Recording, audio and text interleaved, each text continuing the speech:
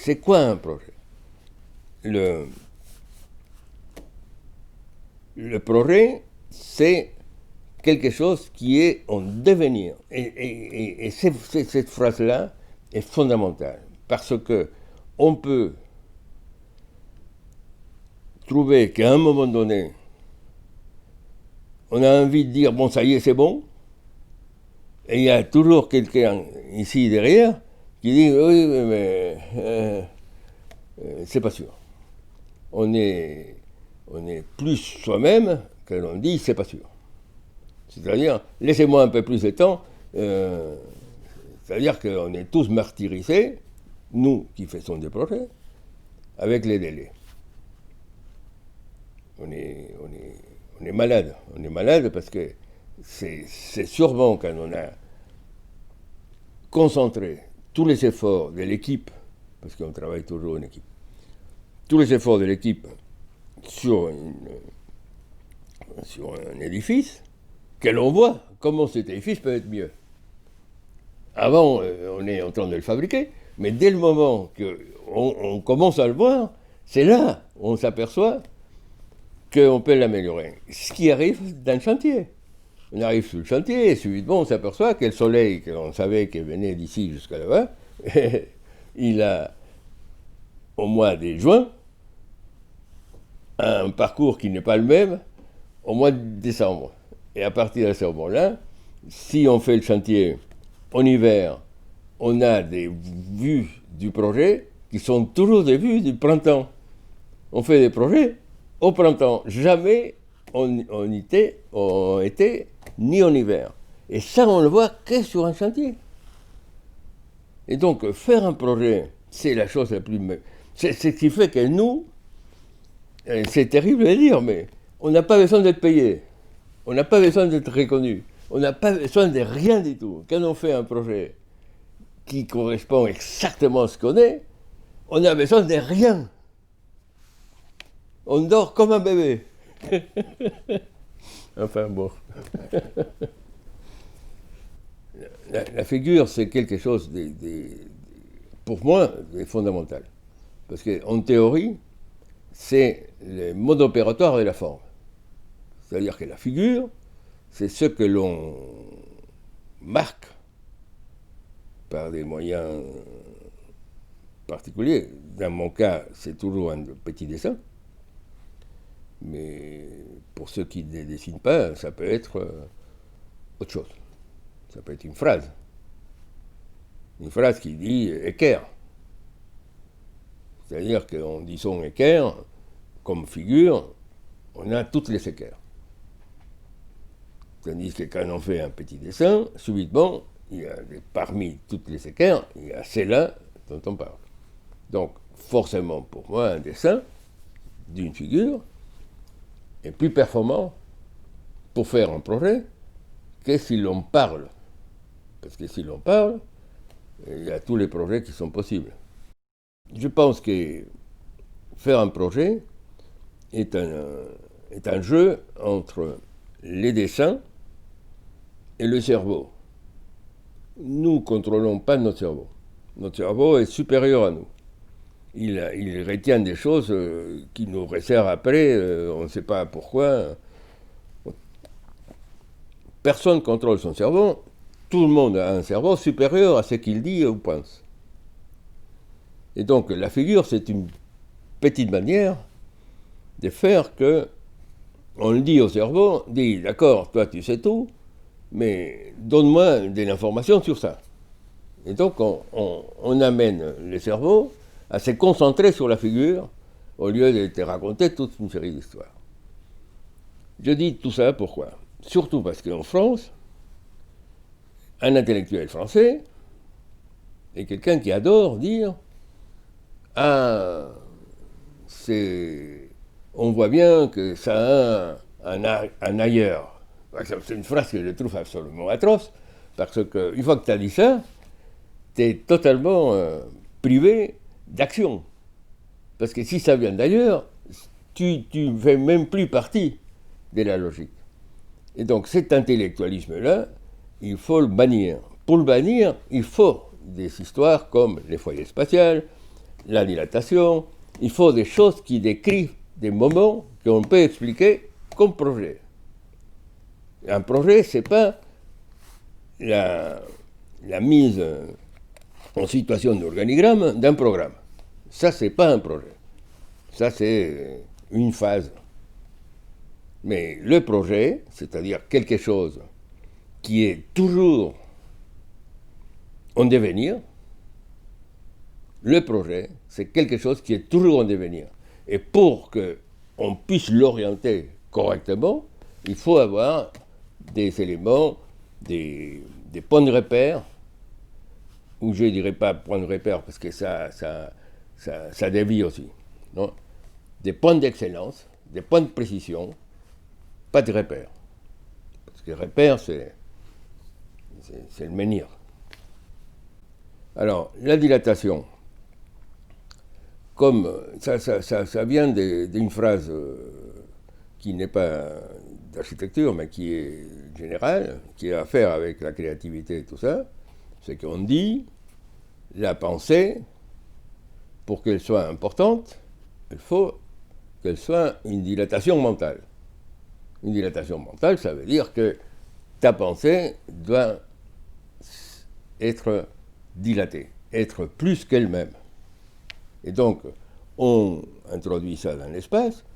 Pourquoi ? Parce que, ayant disparu, ayant tout fait pour que la périphérie ne soit pas opaque, pour que l'effet de trouer une matière opaque soit le seul acte important architectural, dès le moment où on est entouré des transparences ou des vides, et que ça c'est la matière avec laquelle on va travailler l'architecture, on doit faire quelque chose qui fasse qu'on ait l'impression que l'espace est plus grand que ce que l'on voit.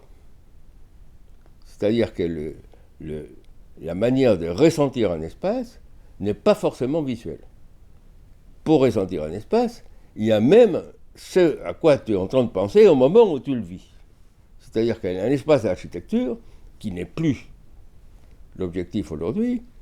L'espace d'architecture, comme l'entendait au début, dans la première moitié du siècle passé, l'espace d'architecture, c'était une conquête libertaire. Et dès le moment où cette conquête n'intéresse personne, quand je dis personne, c'est qu'on ne peut pas supporter aujourd'hui la quantité des pots qui se superposent dans un bâtiment pour rendre la transparence entre l'intérieur et l'extérieur à peu près, entre guillemets, créative.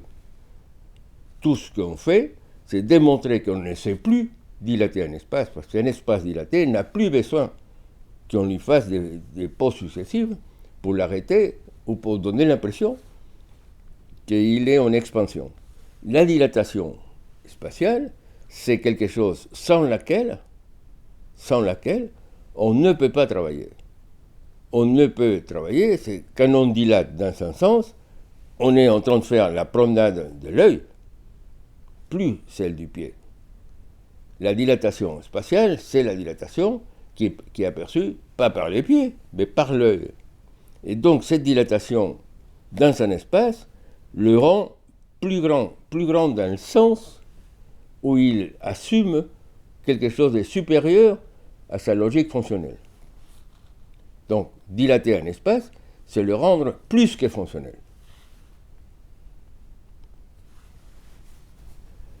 Les mouvements continus, c'est aussi pédagogique. Évidemment, pourquoi c'est pédagogique ? Parce que nous sommes en train de justifier. Aujourd'hui, il faut justifier d'être moderne. C'est-à-dire que quand on me présente, depuis les journaux jusqu'à la télé ou une interview d'une revue d'archi, ou quand on fait une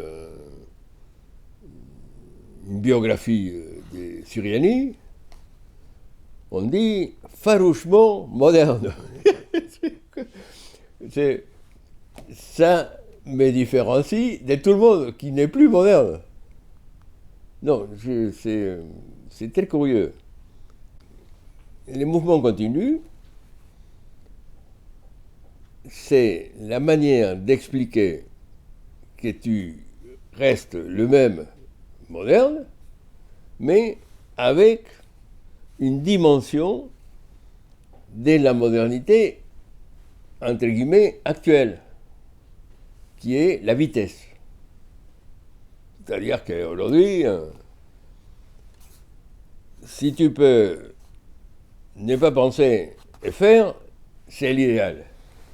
Parce que la pensée ralentit immédiatement. Si tu veux penser, si tu es en train de penser, tu marches moins vite. Si tu es dans la rue et tu te mets à penser, tu as un problème, tu marches moins vite. Quand tu n'as rien dans le crâne, tu vas très vite. C'est indiscutable, et ou surtout si tu es jeune, plein d'énergie, etc. Il faut brûler les calories. Alors, en disant les mouvements continus, immédiatement, tu obliges celui qui est en train de regarder là où on fait le mouvement continu, tu l'obliges à moderniser son regard pour regarder ce que tu fais. Alors, c'est quoi le mouvement continu? Le mouvement continu vient fondamentalement de la double symétrie. La double symétrie qui est la première fois utilisée par moi, elle existe évidemment dans l'histoire. Rien de ce que j'ai fait est nouveau, mais je passe ma vie à voir les gens qui m'ont copié avant, tu vois. Chaque fois que je pense que j'avais inventé ça, ça existait déjà. Donc, je dis, voilà, à Marne-la-Vallée, j'avais un problème de la distance, je ne voulais pas qu'on ait l'impression de 1 plus 1 plus 1. Et donc, la double symétrie fait que tu ne sais pas si c'est cette symétrie-là ou l'autre, et à partir de ce moment-là, l'œil va d'un point à l'autre. Dès le moment que l'œil va d'un point à l'autre, il y a un mouvement virtuel. Les mouvements virtuels qu'on enseigne très précisément avec les 3 poteaux. Tout le monde pense que c'est une histoire des plans libres et les poteaux. Non. C'est la seule chose sûre, la chose sur laquelle on s'est appuyé complètement pour faire un enseignement de l'espace moderne, c'était 1 poteau, 2 poteaux, 3 poteaux. 3 poteaux, c'est un mur virtuel. Pourquoi? Parce qu'on explique que le premier poteau, on tourne autour, c'est le menhir. 2 poteaux, on passe au milieu, c'est la porte. 3 poteaux, il y a 2 portes. Donc, dès le moment que l'on ne sait pas si on va rentrer sur celle de gauche ou celle de droite, il se crée virtuellement un mouvement continu. Ce mouvement continu rend 3 poteaux virtuellement fermés. Parce que, ne sachant pas si on peut aller à gauche ou à droite, on est stabilisé. Dès le moment qu'on est stabilisé, on n'est plus moderne. Alors, les mouvements continus, c'est comme les foyers spatiaux, une manière d'expliquer l'unité d'un bâtiment moderne. C'est-à-dire que c'est plus facile, si tu as la conscience du mouvement continu, de rendre un bâtiment unitaire en suivant ces lois. Les lois du mouvement continu. C'est-à-dire ne jamais arrêter l'œil en suivant les figures du bâtiment. À ce moment-là, les figures ne sont plus celles qui créent ou qui démarrent un projet ou la forme. Cette figure est une figure qui a pour objectif de consolider les mouvements continus. Il y a 2 comment peut-on dire, deux visages pour le carré. Les carrés en tant que figure géométrique et les carrés en tant qu'instrument pédagogique. D'accord? Le carré a quelque chose de fondamental en lui, c'est qu'il est constitué par deux équerres ou quatre parallèles. C'est-à-dire que les deux figures fondamentales avec lesquelles travaille l'architecture font partie du carré. L'autre intérêt du carré, c'est que quand on utilise les carrés, les quatre côtés sont égaux. À partir du moment où on modifie cette logique fondamentale, on rentre dans les domaines du rectangle. C'est-à-dire, tout carré généralement mal dessiné est un rectangle. À partir du moment où on dit mal dessiné, c'est qu'on voulait faire un carré. Et pour ça, on s'appuie évidemment sur un poète fait architecte qui est Louis Kahn, qui dit « Je commence toujours par un carré, si rien ne s'y oppose, je fais un carré ». Et quand on fait un petit tour des grands projets majeurs de l'histoire de l'architecture, on s'aperçoit que fondamentalement, ça voulait être un carré. D'accord, quand on prend les mesures, la Savoie, c'est pas exactement un carré, comme c'est pas exactement un plan libre partout, mais l'objectif était de faire un carré, l'objectif était de faire un plan libre.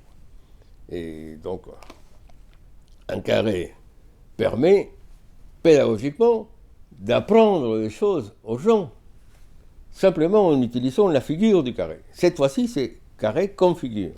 C'est-à-dire, les carrés comme figure, on enlève un côté et on a un espace orienté. C'est-à-dire, l'espace qui reste, les trois côtés, vont regarder la paroi qui manque. Et donc, en faisant un rectangle, on ne peut pas dire ça. On ne peut pas dire ça parce que dans un rectangle, si on enlève un petit côté, on a une direction. Si on enlève les grands côtés, c'est pas vrai qu'on regarde ça. On a une stoa, c'est-à-dire il faut mettre quelque chose parce que sinon l'espace en va. On ne retient plus rien. Et donc on peut utiliser le carré pour apprendre à faire. C'est très simple. Nous commençons toujours par un carré. Comme les carrés, personne ne peut le faire au début parce qu'il est ouvert, il y a un projet. Ces quatre côtés sont des pointillés. L'enseignement de la modernité consiste par la première opacité. Comment on introduit la première opacité dans quelque chose qui est en devenir. Et donc on peut, utilisant le carré, mettre une paroi perpendiculaire à lui, un de ces quatre côtés, et décréter par ces gestes simples que l'on a fait une entrée. Tout bâtiment nécessite une entrée, c'est évident. Ça aussi, ça me ramène à quelque chose que j'ai découvert quand on n'enseigne plus, mais on apprend. On fait apprendre. C'est que l'on dit, bon voilà, on va faire ça. Et c'est uniquement quand ça devient une pensée indiscutable, c'est-à-dire que personne sur place, tous les étudiants plus les deux enseignants, ne trouvent pas mieux, on fait ça. Ce système d'enseignement est merveilleux parce que c'est la première fois où j'ai l'impression que le mot démocratie a un sens. C'est-à-dire que démocratie ne veut pas dire tout le monde est égaux. Démocratie ne veut pas dire c'est le peuple qui gouverne, démocratie, etc. Démocratie, c'est trouver un moyen de rendre tout le monde activement égaux. Activement égaux. Qui ne veut pas dire égaux. Ils ne sont pas égaux. Ils ne sont pas égaux. Et, et donc les carrés a cette capacité de rendre tout le monde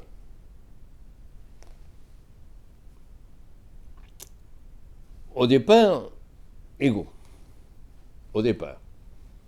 C'est-à-dire ils partent tous avec les mêmes capacités et une capacité énorme. On a déjà expliqué. Il y a 2 équerres, 4 parallèles.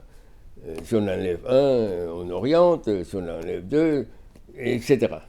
Tandis que quand c'est un rectangle, qui est les mauvais carrés, le rectangle a ses propres lois. C'est-à-dire que le rectangle est plus content s'il a 4 murs. On a vu que celui qui fait des rectangles 4 parois vitrées Mies van der Rohe, il a un mal de chien à faire certains programmes. Parlons de la Farnworth, parce que les pavillons de Barcelone, qui n'auraient jamais dû être reconstruits pour rester un mythe, mais une fois reconstruit, on s'aperçoit qu'il ne sert à rien. Et trouver une architecture qui ne sert à rien crée des problèmes. Un de ces problèmes-là, c'est si tu vas là et tu n'es pas ému, tu es un mauvais architecte. C'est-à-dire c'est les pavillons de Barcelone est une espèce de contrôle de savoir si tu as un futur comme architecte ou pas. C'est-à-dire que c'est lui qui arrive et qui dit, par exemple, Guéry, qui fait des trucs comme ça. Je voudrais bien savoir qu'est-ce qu'il pense, lui, du pavillon de Barcelone. Parce que lui, il a rendu, avec son architecture, toutes les parties autonomes. C'est-à-dire que son objectif, c'est assez beau, parce que comment faire l'unité, parce qu'il faut l'unité, sinon c'est pas l'architecture. Et il dit, il fait l'accumulation des formes inachevées. C'est-à-dire cette espèce de crustacé qu'il fait est très unitaire, parce qu'aucune forme ne se détache. Elles sont toutes, il leur manque quelque chose. Et dans le pavillon de Mies van der Rohe, on a étudié avec Claude Vier, qui était un fanatique. On a étudié les 3 poteaux, les 6 poteaux, les diagonales. On peut passer la vie à analyser ça et sortir incapable de savoir quoi faire. Tandis qu'on va dans un bâtiment de Le Corbusier, on est ému comme dans un pavillon de Barcelone, comme dans le pavillon de Barcelone, mais on sort avec des envies de faire de l'architecture. On est, oh, moi aussi, non? Tandis que l'autre, oui, pas mal. C'est pas pareil. Il ne faut pas s'en prendre à la société. Il faut s'en prendre aux écoles d'architecture. Parce que les architectes ne sortent plus. Voulons faire de l'architecture, les architectes sortent, voulons être célèbres. Et qu'à partir de ce moment-là, si l'architecte dit « je ne vais pas être célèbre, je vais simplement être quelqu'un qui rend émouvant ce qu'il fait », on le traite de ringard. Et donc je pense que l'architecture n'est possible que quand l'architecte y croit. C'est pour ça qu'on existe encore. Parce qu'aujourd'hui, on a l'impression que les derniers qui croient en l'architecture, c'est uniquement les architectes. Uniquement les architectes, parce que si on interroge un administratif d'une école d'architecture, il ne sait rien d'architecture. Il n'a jamais acheté un livre d'architecture, et il ne sait même pas choisir un livre d'architecture dans une librairie. Mais par contre, il y a un spécialiste du type d'ordinateur qu'il faut, avec le dernier moyen de faire en 3D, etc. Et donc, nous sommes, heureusement, heureusement qu'il y a encore des modernes comme moi pour dire qu'il y a de l'espoir. Il y a de l'espoir parce que Niemeyer a démontré qu'un très très grand architecte peut vivre 100 ans, qui avant était absolument impossible. Les très très grands étaient à Alcolo à 60 et à 65, ils étaient déjà hauts. Les centenaires architectes étaient tous des architectes qui faisaient une petite maison dans la Côte d'Azur par an. C'est-à-dire des bons vivants, des gens qui mangeaient bien, qui étaient heureux de regarder son jardin, etc. Mais un architecte en vrai, c'est un architecte qui souffre, hein, c'est un architecte qui est angoissé, c'est un architecte qui dort hyper mal, un architecte qui va supporter constamment des insultes déguisées en programme ou en n'importe. Hein. Cet architecte-là, avant, ne pouvait pas s'empêcher d'être alcoolo. Alto buvait une bouteille de whisky par demi-journée. J'allais dire deux par jour. Je trouve qu'une bouteille de whisky par demi-journée, c'était mieux. Stirling, Mies van der Rohe, tous, quoi. Tous. Et je pense qu'il y a une manière de se défendre et de vivre un peu plus longtemps, l'ont les architectes qui ont des enfants. Les architectes qui ont des enfants résistent mieux. Ou qui sont bien mariés, ce qui est plus rare, beaucoup plus rare. L'horizon. Bon, pour expliquer de manière personnelle l'horizon est dominant pour celui qui aime faire des perspectives, ou des croquis perspectives. Je suis incapable de faire un dessin d'architecture sans fixer l'horizon. Pour moi, l'horizon, c'est comme démarrer un plan avec un carré. Ça a la même force, exactement la même forme, donc on peut dire, le carré c'est les points, l'horizon c'est la ligne. Une fois qu'on sort du point et de la ligne, on est perdu. On n'a plus d'assise. L'horizon fixe l'œil, évidemment. L'horizon est la hauteur de l'œil dans un espace.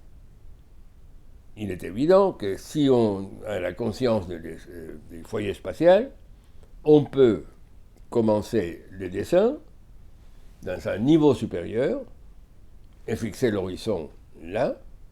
Par exemple, Niemeyer, qui est quelqu'un que j'admire pour son dessin, mais que j'admire réellement, hein, comme Tissa, quoi. Ce sont les soldats extraterrestres du désert.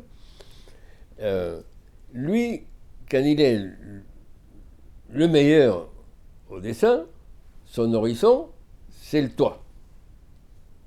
Et donc, il fait un horizon et tout le dessin va se passer en bas. C'est-à-dire, c'est la fin. Je trouve ça impossible à faire. Je l'ai fait 2 ou 3 fois, mais très souvent, je suis un peu mal à l'aise. Mais j'avoue que ça, c'est la seule chose qu'il ne doit pas à Le Corbusier. Parce que Corbu, jamais. Oui, je viens de trouver un dessin de Plan Voisin où pour pour faciliter les dessins beaucoup de gratte-ciel, l'horizon mis en haut est bien plus facile à faire. La gravité. Bon, la gravité, c'est fondamental. Merci au grand créateur quel qu'il soit de nous donner la gravité, parce que sinon on ne saurait pas faire l'architecture. L'architecture dépend entièrement de la gravité, c'est-à-dire du fait d'avoir une résistance à quelque chose qui a une tendance à tomber. C'est-à-dire l'effet de soulever un poids qui devient l'effet architectural par excellence, parce qu'il honore immédiatement l'espace qu'il a dégagé en soulevant. Et à partir de ce moment-là, cet effet majeur que l'architecture justifie, qui est honoré, c'est-à-dire rendre l'homme, j'allais dire honorable, qui n'est pas le terme, plus satisfait intellectuellement et physiquement de sa personne, c'est-à-dire le rendre humain, c'est-à-dire sans préjudice, en ne se sentant pas, en enlevant tous les négatifs, c'est-à-dire pour nettoyer, pour ne laisser que les parties sensibles positives, honorer en architecture,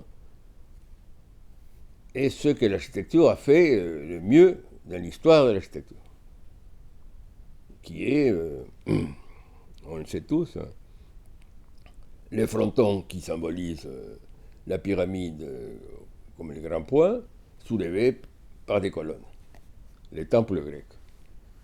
On est des milliers d'années après, on n'a pas fait mieux.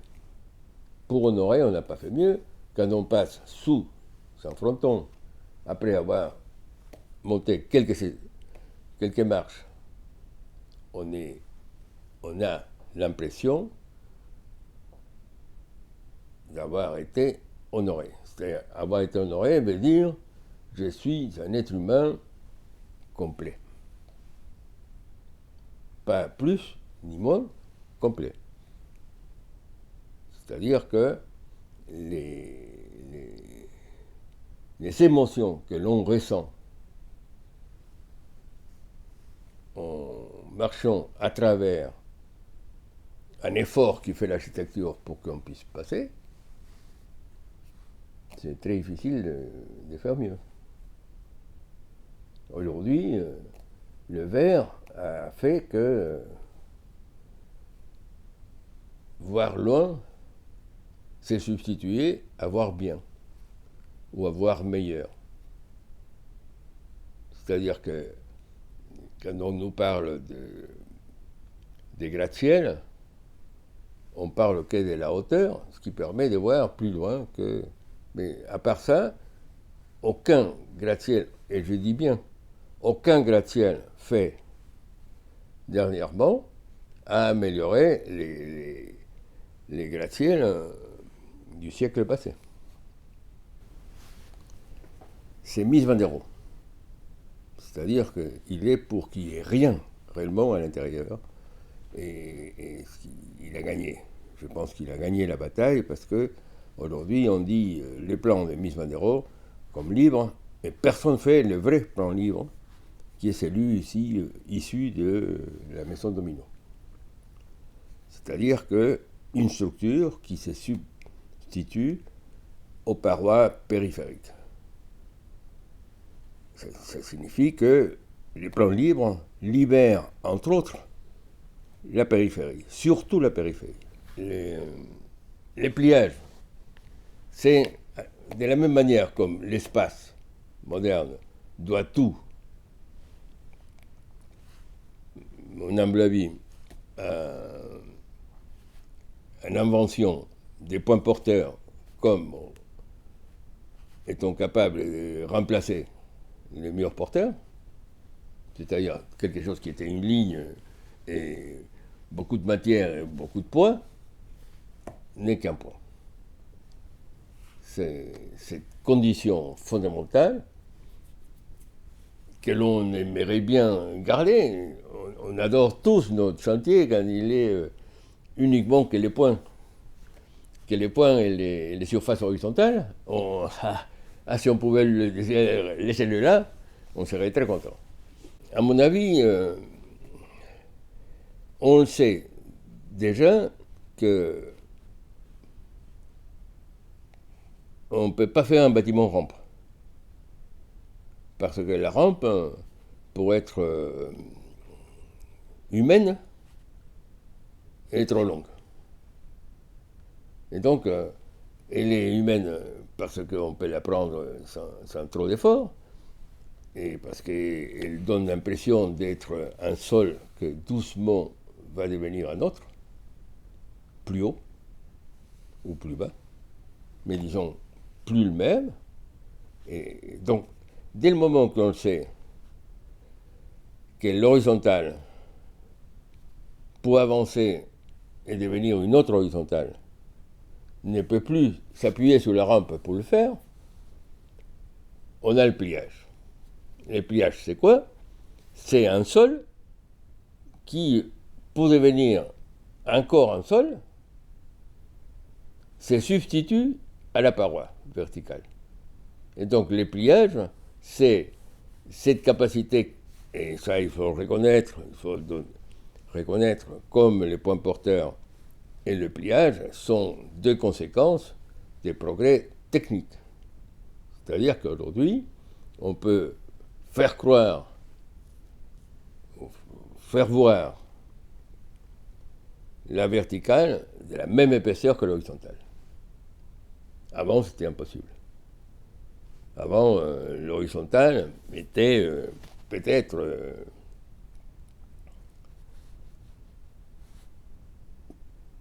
capable de le devenir, mais personne ne le savait. C'est-à-dire que personne n'essayait de faire un pliage. Les gens essayaient de faire les plus fins possibles.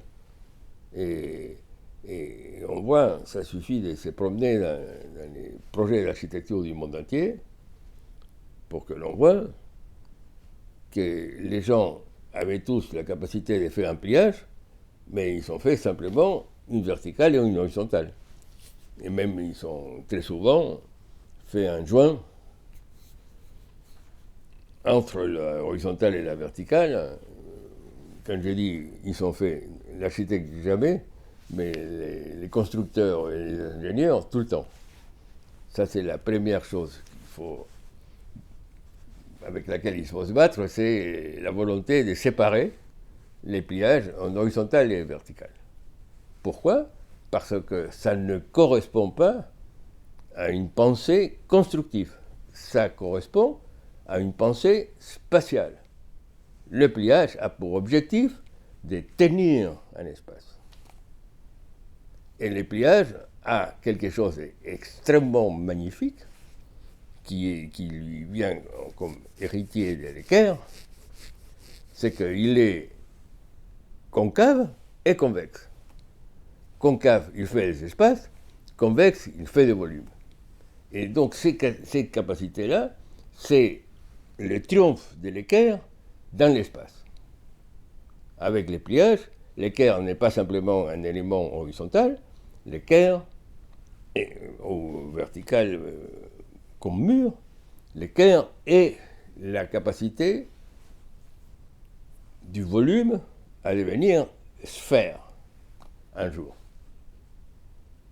C'est-à-dire que, on peut le dire, l'idéal architectural aujourd'hui serait de faire une sphère qu'avec des pliages. Le foyer spatial a été mis en valeur pour une raison précise qui est fondamentalement pédagogique. C'est-à-dire que ça permettait d'expliquer aux étudiants qu'il faut avoir une volonté. Pas simplement une intention, mais il faut avoir une volonté. Si la volonté est de créer un foyer spatial, le lieu où Et c'est là où on a ajouté les foyers spatiaux, c'est là où qui permet à la promenade architecturale de trouver son accomplissement, son morceau le plus important, etc. Mais indiscutablement, c'est un outil, c'est une astuce pédagogique, plus qu'une nécessité, une logique, etc. Je pense qu'il est important d'expliquer que quand on s'intéresse à Le Corbusier, quand on dit Le Corbusier c'est le maître, c'est parce que tout ce qu'il a fait, lui, permet d'être utilisé d'une manière pédagogique. Dès le moment où le plan libre apparaît, qui fait que la pièce en soi n'est pas une obligation, raison pour laquelle Louis Kahn devient extrêmement populaire parce qu'il dit il faut faire une pièce, der Raum, c'est toujours la même chose. C'est très populaire, tout mouvement qui va en arrière tout en étant déguisé comme allant en avant. C'est la phrase géniale de Libeskind. Le postmodernisme, c'est prendre de l'élan pour pas sauter. Enfin, voilà, les foyers spatiaux, c'est un intérieur qui est la chose la plus importante du bâtiment. Donc on insiste sur le fait que le projet, c'est dès l'intérieur qu'il se structure. Sans les foyers spatiaux, on est dépendant des façades. Et donc c'est pour faire que les façades sont secondaires. C'est nettement et clairement exprimé. Alors, ces foyers spatiaux, comme son nom l'indique, supposent un lieu où se représente l'essentiel du bâtiment. Donc ça signifie qu'il faut trouver un essentiel. Il faut trouver un espace. Après, le foyer spatial, on l'a appelé à l'échelle supérieure et l'espace urbain intérieur, mais c'était la même chose. C'était chercher à une échelle supérieure l'équivalent du foyer spatial pour un bâtiment ne dépassant pas 1000 mètres carrés. La promenade architecturale, en tant que telle, tout le monde pensait que c'était une manière de faire une espèce de circuit pour des voitures. Dans la promenade architecturale, il a fallu la redéfinir. Il a fallu la redéfinir pour pouvoir expliquer grosso modo de quoi il s'agit. La promenade architecturale, c'est une récollection d'images mémorielles qui font que, au bout d'elles-mêmes, on a l'impression de connaître ce à quoi se réfère l'unité du bâtiment. C'est-à-dire que la collection d'images successives va faire qu'à la fin, l'unité qui est fondamentale en architecture va se manifester chez toi, chez celui qui fait la promenade, pas le bâtiment. On a amélioré dernièrement, pour que ça soit très clair, que nous ne sommes pas en train de faire un petit cheminement comme pour les cartes, non, dans les parcs publics. On a dit, il faut que pour faire une bonne promenade architecturale, pour faire une bonne récollection d'images mémorielles, que l'œil et le pied n'aillent pas dans le même parcours. C'est-à-dire que le pied fait un parcours et l'œil un autre. À partir de ce moment-là, on a spatialisé complètement la promenade. Avant, c'est simplement une histoire des paysagers sans intérêt. Et je pense que ça, cette précision, j'ai pu la penser parce que j'ai dû expliquer la promenade à des gens qui ne savaient même pas que ça existait. La différence entre mon enseignement en Amérique latine et mon enseignement ici, c'est qu'ici, on part comme s'il y avait un début, déjà acquis. Tandis que là-bas, il n'y a pas de début. Nous sommes les débuts. Et donc, finalement, on est en situation d'enseignement bien meilleure.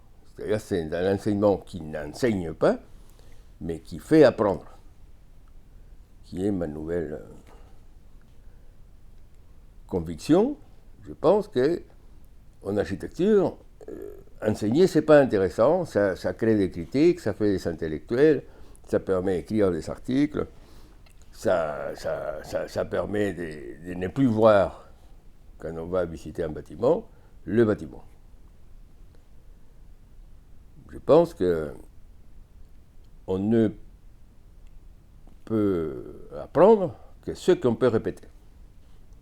À partir de ce moment-là, on se lance dans un second problème, c'est que les architectes qui se croient créateurs ont horreur de répéter quelque chose, en pensant que s'il répète, il n'est pas créateur.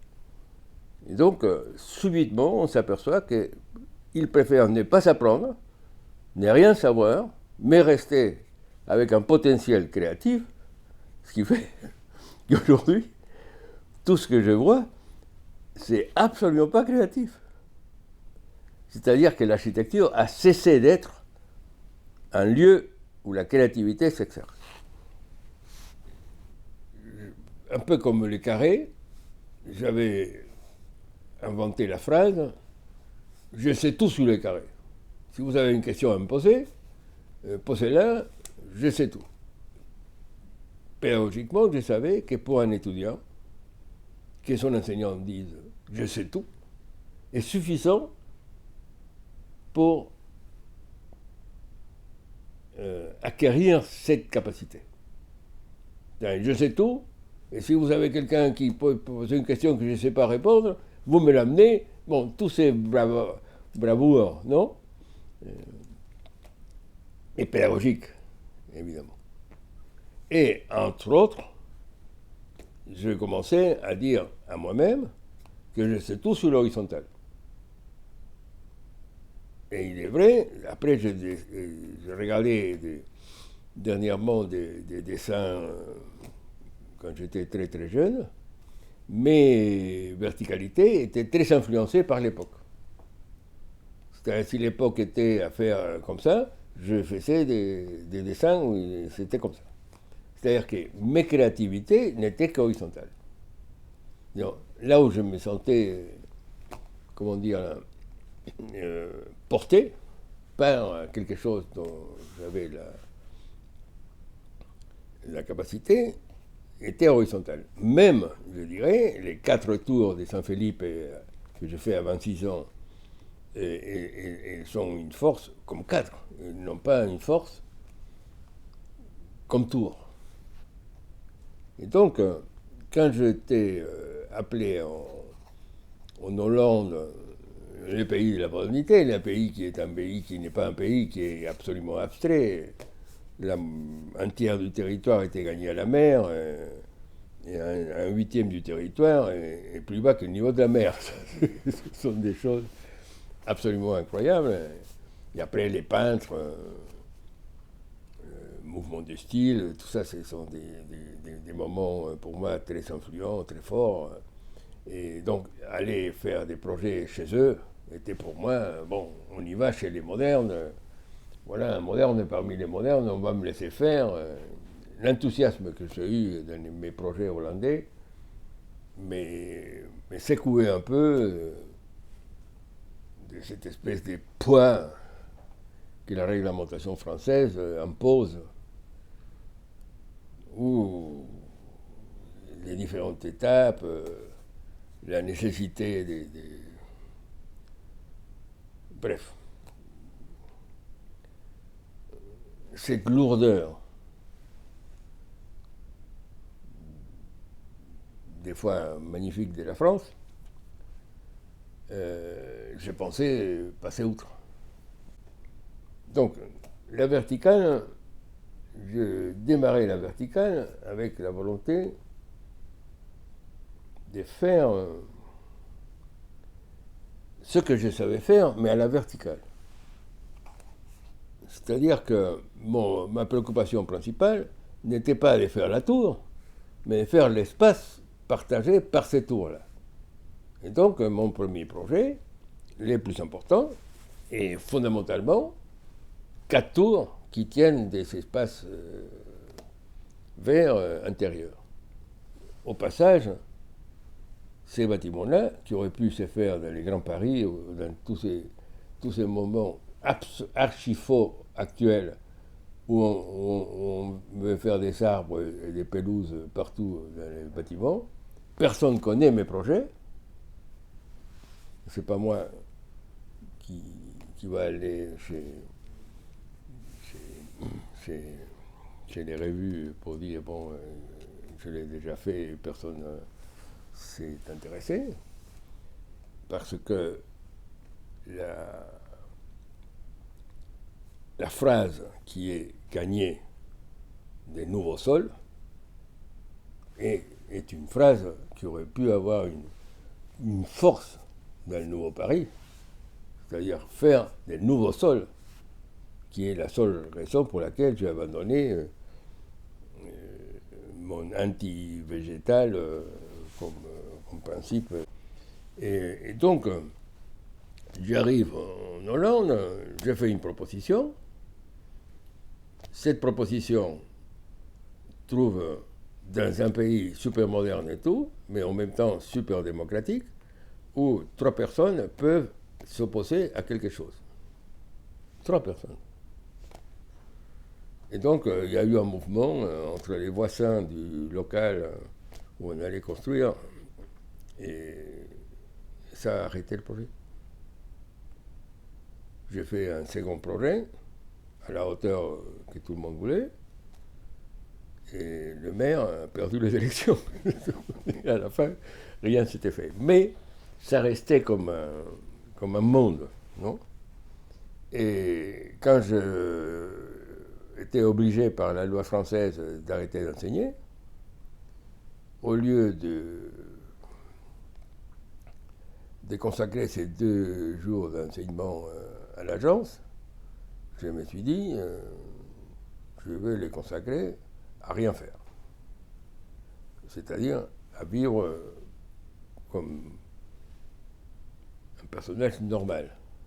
Je dis normal parce que je me suis aperçu que la quantité d'heures que je consacrais à enseigner et à travailler était absolument colossale.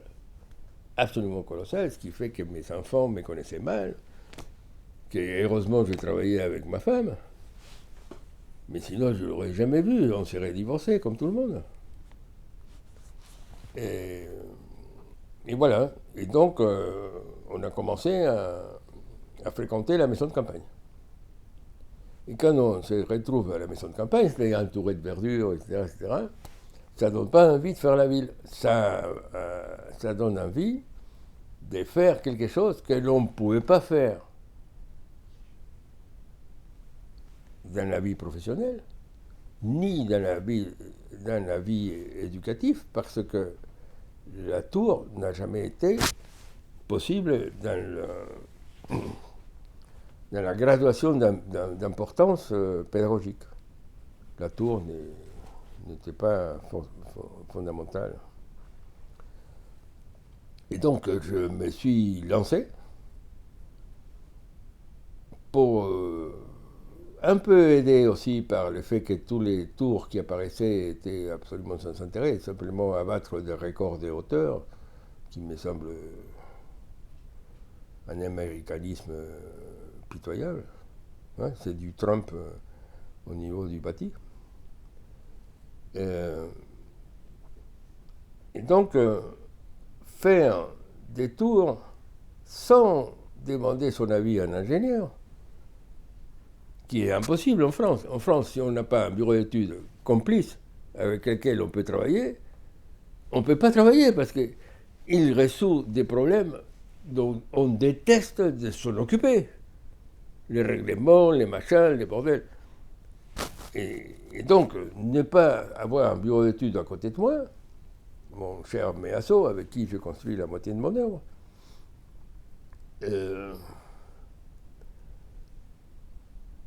c'est très agréable. Donc, comptez sur ça. Comme j'ai compté que sur moi, ça a décidé immédiatement que les tours ne seraient pas uniques. C'est-à-dire que finalement, un architecte avance appuyé sur du solide quand il prend réellement des risques. C'est-à-dire qu'on ne peut pas s'adresser à des tours dont la plus petite fait 300 mètres de haut sans la sécurité que structurellement, il n'y a pas un danger parce qu'on a déjà vu ce que les ingénieurs font avec un projet magnifique imaginé par un architecte comme la bibliothèque de Seattle de Koulas, qui était un projet fabuleux et qu'après, on voit qu'une structure. C'est-à-dire les gens ne savent pas faire. Les ingénieurs n'ont pas la capacité à penser comme, comme, comme un architecte. Je me suis retrouvé dans un très beau lieu à la campagne, avec, en théorie, rien faire. Pour un architecte, rien faire, pour moi surtout, c'est pas avoir un programme avec un délai, ce sont les deux choses absolument terribles, qui fait qu'on fait, qu'on travaille, qu'on fait des projets. Et donc, j'ai décidé de faire pour la première fois de ma vie des dessins simplement pour mon plaisir. Et donc la base de tout ça, c'est un jour, je fais un dessin, et c'est anecdotique mais important. J'avais fait faire à un moment donné des cartes d'agence en Bristol, très belle proportion, 7 par 13, etc. Et on avait fait faire 1000, je crois. Et subitement, on a changé d'adresse et les cartes étaient inutilisables parce qu'elles savaient l'adresse de Montreuil. Et donc, j'ai décidé de dessiner. Je portais avec moi ces cartes au lieu d'avoir mon carnet. C'était les cartes, je faisais des petits dessins. Très souvent, je suis dans des lieux où Marcella est en train de faire quelque chose et je l'attends assis dans la voiture, qu'elle fasse ce qu'il y a à faire. Elle fait tout de toute façon. Et moi, je décide. Quand je suis sans rien faire. Et donc, j'ai commencé à faire un petit dessin. Et après, je me suis fixé comme objectif de faire que ces petits dessins, c'était un des 4. Et donc, comment le faire progresser horizontalement, comment le faire progresser verticalement. Et subitement, je m'aperçois que d'accord qu'on va faire du vertical, mais mon premier dessin est toujours une horizontalité dans un lieu qui est vertical. Et ça, c'est la différence de tous ces dessins-là par rapport au reste. Dès là, il y a eu une recherche assez précise, importante, qui est inventée, parce que là, c'était une question d'inventer, parce que tous ceux que je connaissais, tous ceux que j'avais vus, parce que j'ai une très grande culture visuelle de ce qui se fait dans le monde en architecture. Je retiens, et quand je ne retiens pas bien, je redessine ce que j'ai vu pour voir si j'ai compris ce que j'ai vu, etc. Et donc, je n'avais pas trouvé un endroit, même chez Corbu, disons, chez Corbu est toujours à la base. Donc quand je dis je n'avais pas trouvé chez Corbu, c'est archi faux. C'est le dessin des Corbu, de l'immeuble Villa, qui est les pavillons de Spinot évidemment, mais dans l'immeuble, c'est une vue de la partie des chambres vers l'extérieur, où on voit la terrasse, le vide et les chambres. Et donc on voit ça, et on voit un peu en haut, un peu en bas, et donc ça c'est la gâchette. Ça c'est le déclencheur, ça c'est ce qui est à la base. Je l'ai su plus tard, évidemment, tu n'es pas en train de dire, bon, c'est ça. Mais ça, c'était la gâchette. Pourquoi ? Parce que ça permettait d'avoir une idée de l'édifice, mais vue dès l'intérieur. C'est-à-dire que je me suis intéressé, et mes dessins ont ça comme objectif, de montrer la profondeur en hauteur. Ce qui est absolument inexistant dans tout ce qui a été fait, incroyable. Et donc, la profondeur, je me suis aperçu qu'il y avait, dans la notion des profondeurs, une figure, qui était la figure qui s'avance et qui revient en arrière. Et donc, j'ai vu l'intérêt d'avoir 4, non ? D'abord, parce que c'est comme une table. Pour moi, les tables, excuse-moi pour ces tables-là, mais pour moi, les vraies tables, c'est les pattes aux angles. Ça, c'est la table, on ne peut pas faire mieux, tu peux dessiner, tu peux faire ce que tu veux. Ça, c'est la table, et c'est stable. C'est curieux que c'est stable, ça fait partie du mot, non ? Table. Et donc, tous ces bâtiments, foncièrement, veulent être 4. Dès le moment que tu as 4, ça signifie que tu as 2 côtés de chaque patte qui s'adressent à l'extérieur et 2 qui s'adressent à l'intérieur. Ça, c'est une qualité majeure. Ça, c'est la base aussi des dessins. C'est-à-dire, comparé à ça, c'est 2 équerres. Comparé à ça, si ça tend à être un carré, ça sera un carré. Mais ça signifie que tu as une typologie possible différenciée. C'est-à-dire que tu peux avoir les grands logements vers l'intérieur et les petits vers l'extérieur, etc. Immédiatement, tu rentres dans des logiques où l'effet des fers verticales est important.